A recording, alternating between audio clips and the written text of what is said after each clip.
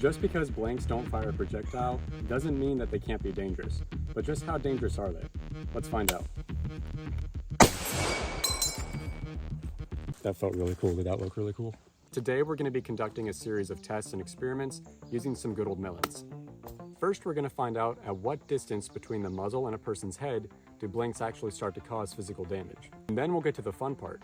How much damage can they cause at close range? Guys, I'm getting really close to 100,000 subscribers and I'd really like to get there. So if you enjoyed this video and found it informative and useful and entertaining, then please consider subscribing to the channel and punching that like button right in the gut. And if you want to help support the channel even further, then please consider becoming a YouTube channel member, just like these guys right here. Now, there are many different types of blanks, and the dangerousness will vary depending on how much gunpowder is loaded in the blank and what caliber it is. For this video, I'm going to be focusing primarily on 30-06 blanks fired from an M1 Garand. But just for the sake of safety, go ahead and assume that the results we get from shooting blanks in this video will go for any type of blank.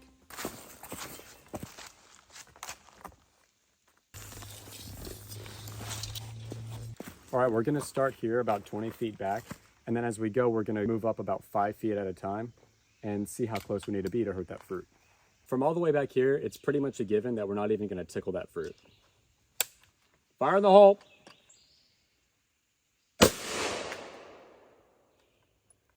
All right, who put a live round in here? As I suspected, somebody put a live round in the gun. Okay, in all seriousness, we're going to start at about 20 feet from the target, because in reenacting, as a general rule of thumb, we strive to maintain about a 20-foot distance between you and the reenactor you're pretending to shoot at in order to stay safe.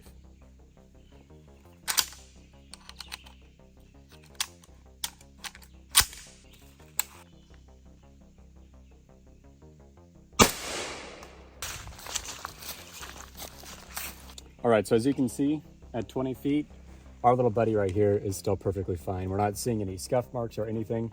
He's nice and healthy. All right, let's move up to 15 feet.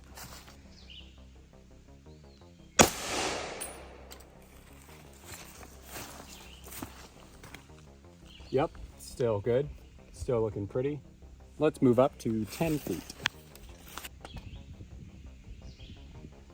Another lesson, make sure your grenades aren't in the way of your rifle stock. I need to get this moved. All right, 10 feet.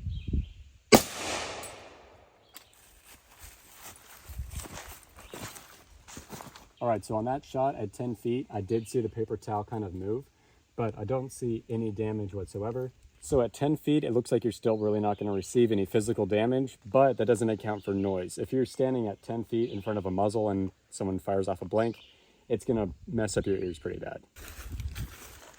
Okay, now the muzzle is 5 feet away from the target. I can imagine that at this point, we're going to start seeing some pretty telling results, but we'll see.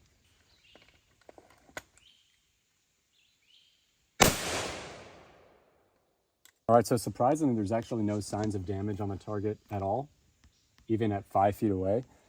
So let's go ahead and just start moving up by a couple feet and we'll see what happens. All right, so now the muzzle of the rifle is gonna be about 2.5 feet from the target.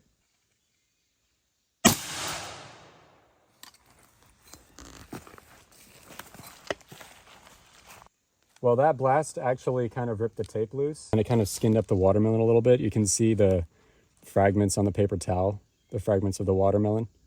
So if that was your face, you're probably going to be looking at a bit of a burn and maybe a few very small cuts. Let's try 1 foot.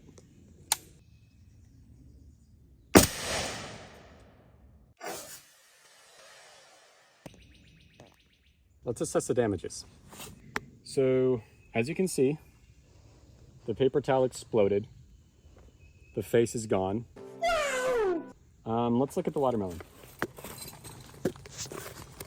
So the watermelon itself, you can see that it's been really scuffed up. The skin is kind of peeled back. And these fragments right here, that could be from a little bit of that black powder exiting the muzzle. It could also just be the force of the blast kind of peeling it. So if that was your face, that's gonna hurt pretty bad. So 1 foot is looking like some pretty serious physical harm. Let's try point blank.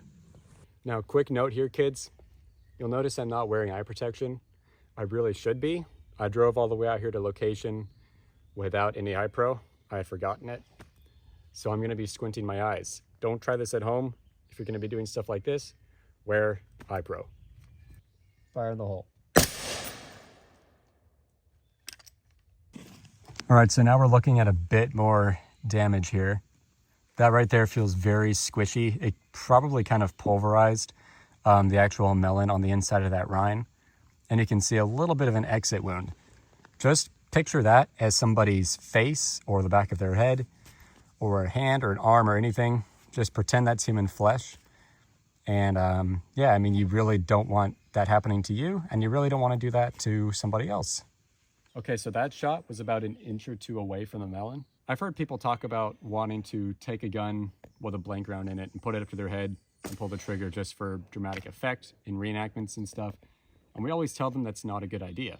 Here's why.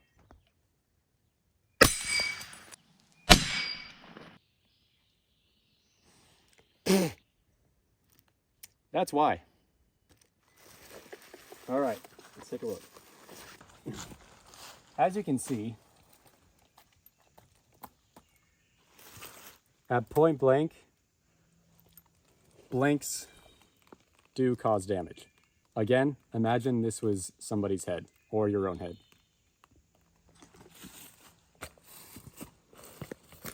Okay.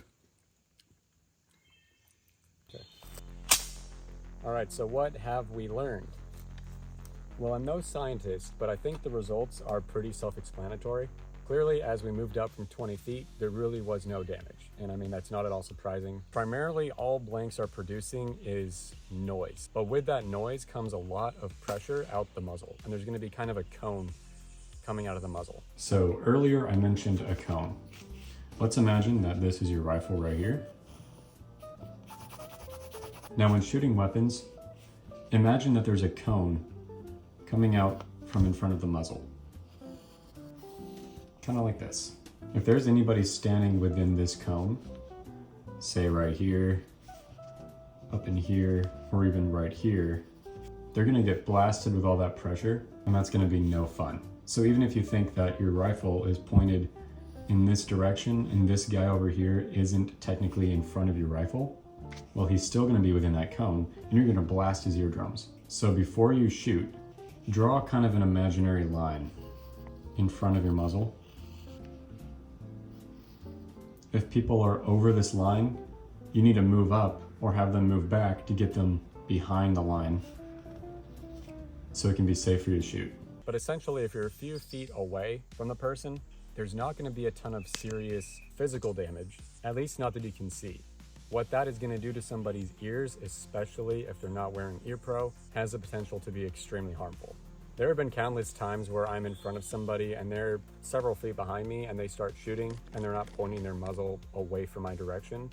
And it really just rattles my head and leaves my ears ringing, even when I'm wearing ear pro.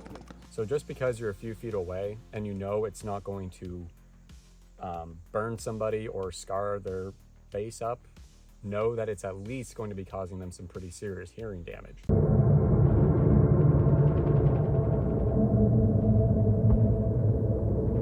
Now, if you point a gun right at somebody's head and fire a blank, it's gonna look something kind of like this. Even if not on the outside, that's what it's gonna do to their brain.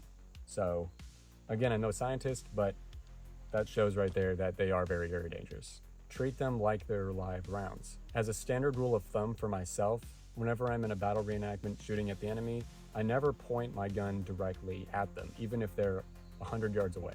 And this is just to exercise gun safety.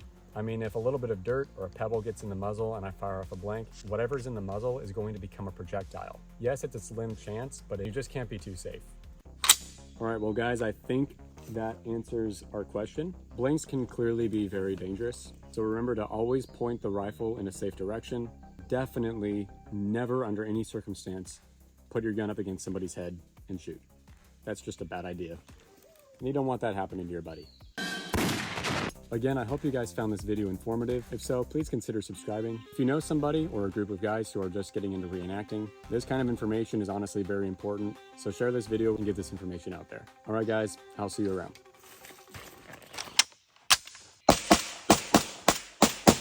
Man, that's nasty. It looks like flesh.